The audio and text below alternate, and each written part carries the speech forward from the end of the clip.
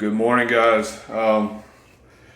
Sometimes we come across some stuff that just is worth making a video for, and this is one of those instances.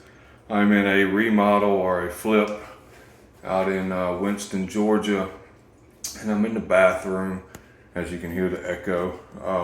But underneath the sink, I want to show you this. They've installed this. Can you see this?